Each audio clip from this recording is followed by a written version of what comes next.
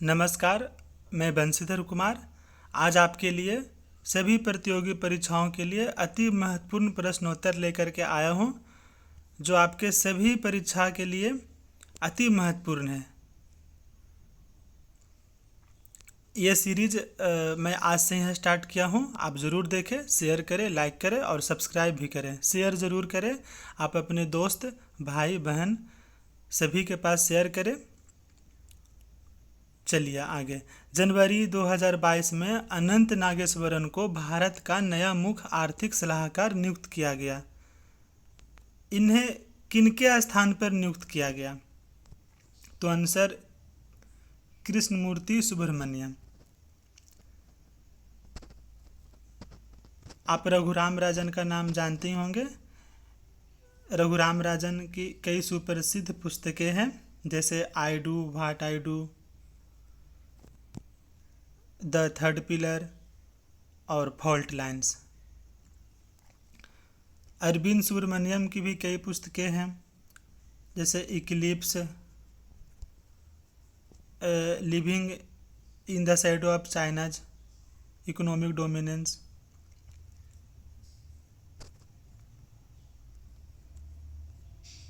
पहला प्रश्न का उत्तर कृष्णमूर्ति सुब्रमण्यम।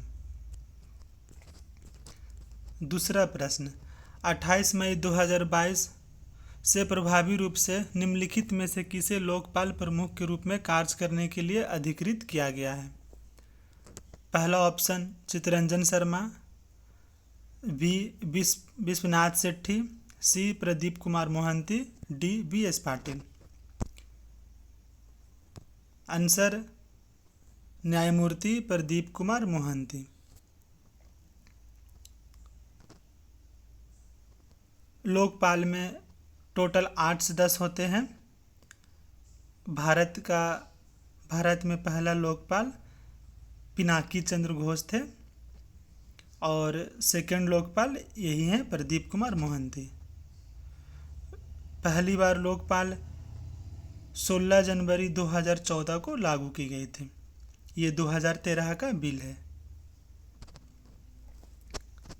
अगले प्रश्न, भारतीय संविधान राष्ट्रपति को 3 प्रकार के आपातकालों की घोषणा करने का अधिकार देता है।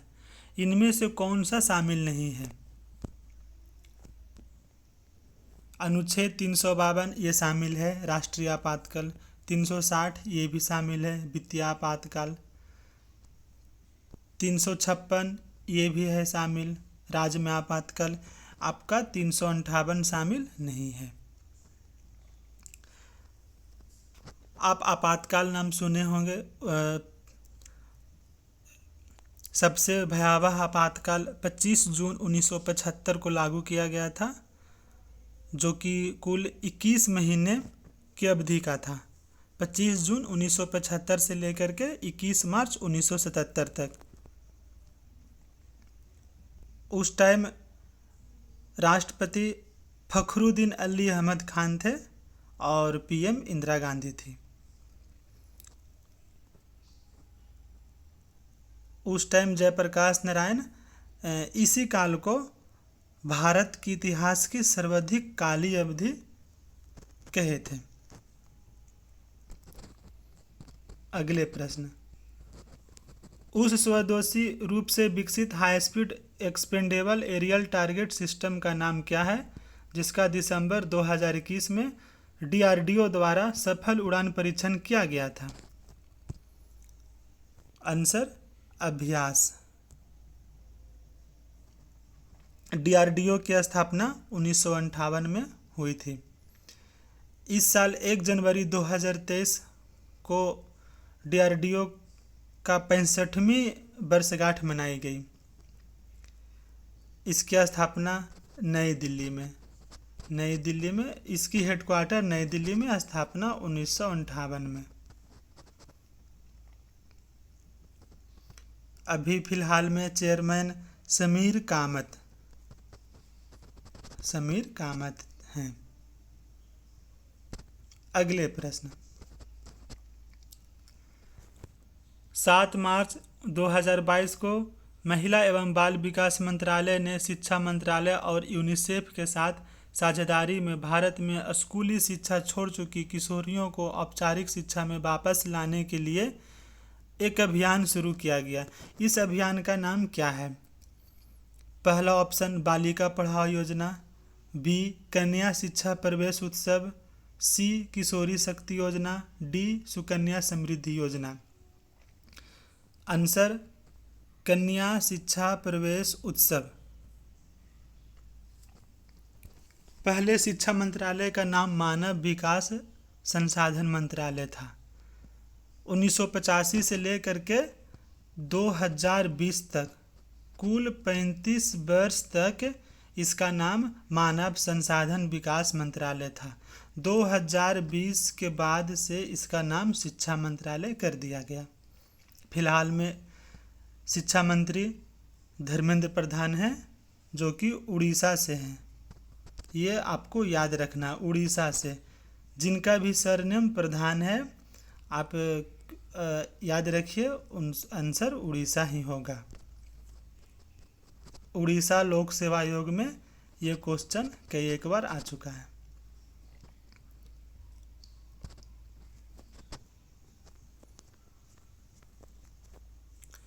अगले प्रश्न, उष्णकटिबंधीय सदाबहार वन भारत के इनमें से किस राज्य में पाए जाते हैं? Option A Kerala, B Rajasthan, C Gujarat, D Uttar Pradesh. Answer Kerala. उष्णकटिबंधीय सदाबहार वन, आप इसी को उष्णकटिबंधीय वर्षा वन या तो उष्णकटिबंधीय नम चौड़े पत्ते के वन भी कह सकते हैं। तीनों नाम सेम है। इस वन में महोगनी, रोजवुड, रबड़ जैसे पेड़ मिलते हैं। जैसे ही केरल का नाम आया तो आप लोग के दिमाग में क्लिक किया होगा केरल के मुख्यमंत्री पिनराई विजयन। पिनराई विजयन विजयन ये केरल में ना बीजेपी की सरकार है ना कांग्रेस की सरकार है, यहाँ एलडीएफ सरकार है, एलडीएफ का सरकार है। LDF left democratic front. इनके सब संस्थापक नंबूद्रीपाद हैं, जो कि नंबूद्रीपाद केरल के प्रथम मुख्यमंत्री भी हैं, मुख्यमंत्री थे। अगले प्रश्न, वह प्रक्रिया जिसके द्वारा जल रिसकर भूमि में प्रवेश करता है क्या कहलाती है? अंतःस्यंदन। इस प्रक्रिया को क्या बोलते हैं? अंतःस्यंदन। जल रिसकर भूमि में प्रवेश करने की प्रक्रिया को ही अंतःस्यंदन कही जाती है। अगले प्रश्न, निम्नलिखित में से कौन सा संबंध ओम के नियम के सही गणितीय रूप का निरूपण करता है? Option V is equal to I R, I is equal to V square R, R is equal to I by V, I is equal to R by V. Answer V is equal to I R. V is equal to volt, I is equal to current और R resistance. Resistance बोले तो प्रतिरोध। बहुत सारे परीक्षा में इस पर न्यूमेरिकल भी आते हैं। आप ये फॉर्मूला याद रखिए, V is equal to I R. इसी पर आप बिठा दीजिए डाटा और आपका आंसर निकल जाएगा। अब अगले प्रश्न, पेरियार नदी इनमें से किस भारतीय राज्य में बहती है? Option A Orissa, option B Kerala, option C Punjab, D Tripura. Answer Kerala. Periyar नदी केरल में है।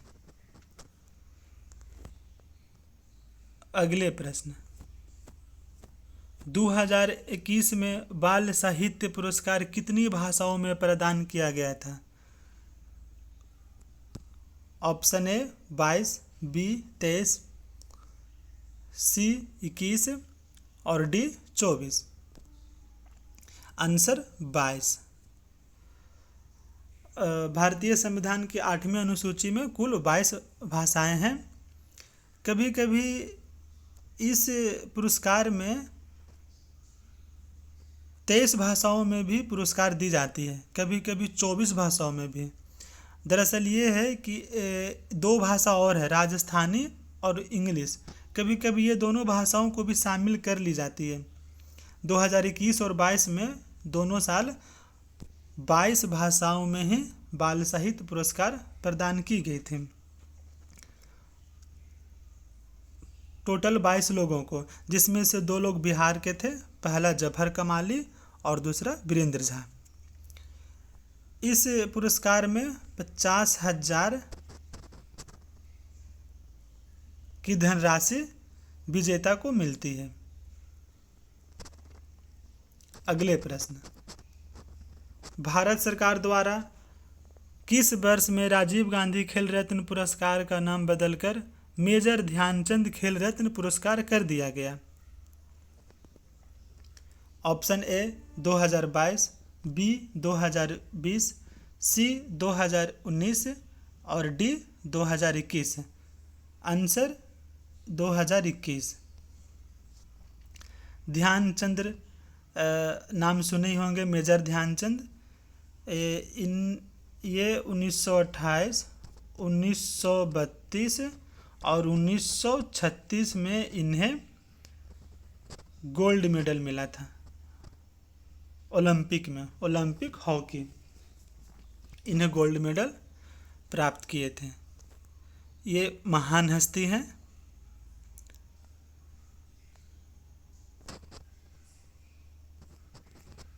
अगले प्रश्न, एक धुएं से भरे कमरे में प्रवेश करने पर प्रकाश की एक बारीक किरण इनमें से किसके कारण दिखाई देती है?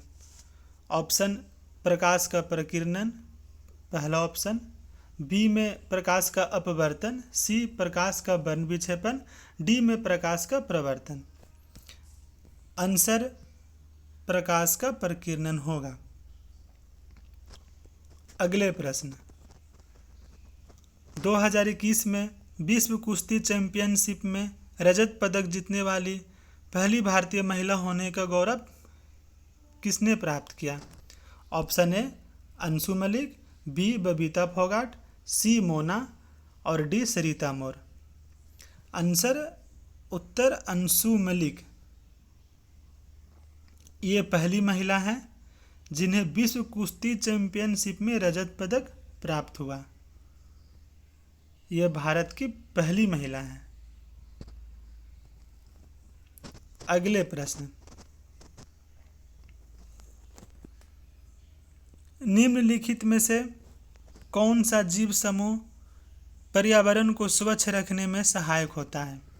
ऑप्शन ए शैवाल और लाइकेन, बी प्रोटोजोआ और लाइकेन, सी शैवाल और प्रोटोजोआ, डी जीवाणु और कवक। आंसर जीवाणु और कवक। अगले प्रश्न, एड्स का पूर्ण रूप क्या है? एड्स का पूरा नाम acquired immune deficiency syndrome. AIDS से ही संबंधित एक और टर्म है HIV, human immuno virus. Human immuno virus.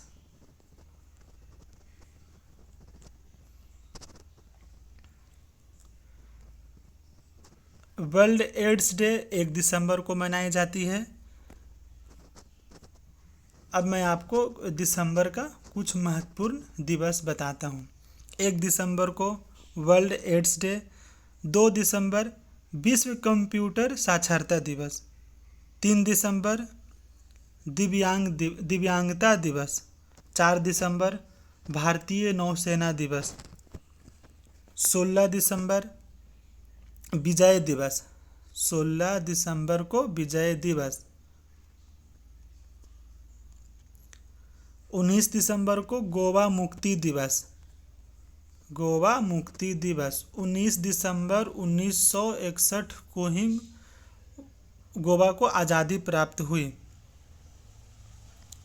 26 दिसंबर इसी बार माननीय प्रधानमंत्री नरेंद्र मोदी इस दिन को वीर बाल दिवस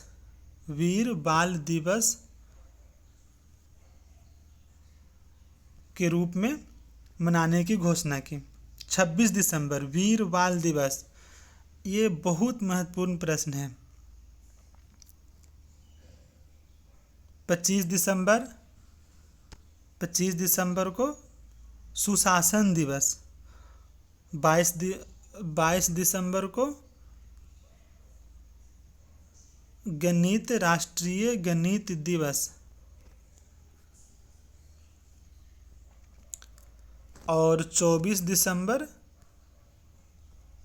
राष्ट्रीय उपभोक्ता संरक्षण दिवस।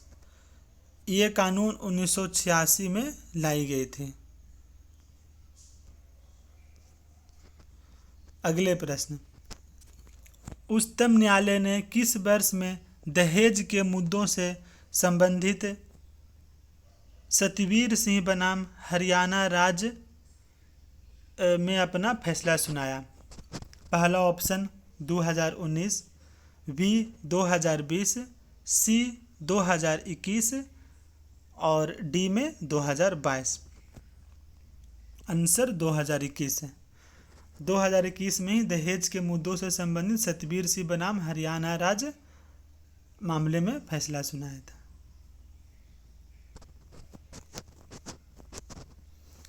अगले प्रश्न, पंचायती राज व्यवस्था सबसे पहले भारत के किस राज्य में लागू की गई थी?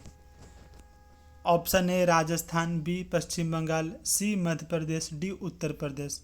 आंसर राजस्थान। अगले प्रश्न,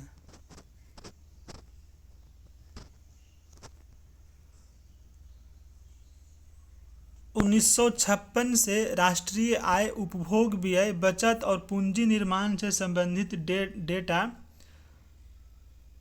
कौन से नोडल एजेंसी जारी करती है?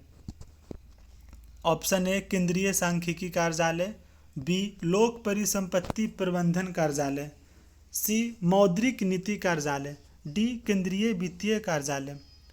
आंसर केंद्रीय सांख्यिकी कार्यालय। ये VVI क्वेश्चन है, आप जरूर याद रखें। अगले प्रश्न, फरवरी 2022 में जैव चिकित्सा नवाचार बायोमेडिकल इनोवेशन पर ICMR DHR नीति किसने लॉन्च की? स्वास्थ्य मंत्री मनसुख मंडाविया ने ही बायोमेडिकल इनोवेशन नीति लॉन्च की। मनसुख मंडाविया स्वास्थ्य मंत्री, नितिन गडकरी सड़क परिवहन मंत्री, अमित शाह गृह मंत्री, नरेंद्र मोदी PM।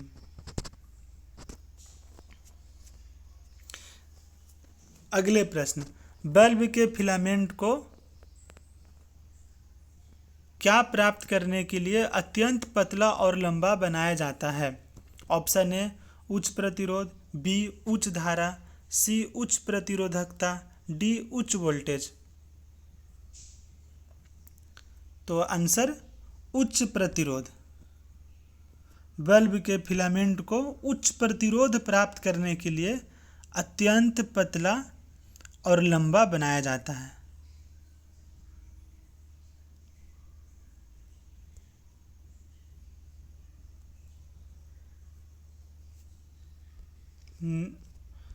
ये टोटल आपका 20 क्वेश्चन हो गया। आप ज़रूर देखें इस वीडियो को, लाइक शेयर और सब्सक्राइब करें। और जहाँ भी जो भी आपको समझ में नहीं आए आप कमेंट करें, आप कमेंट में पूछें, मैं ज़रूर जवाब दूंगा। जय हिंद।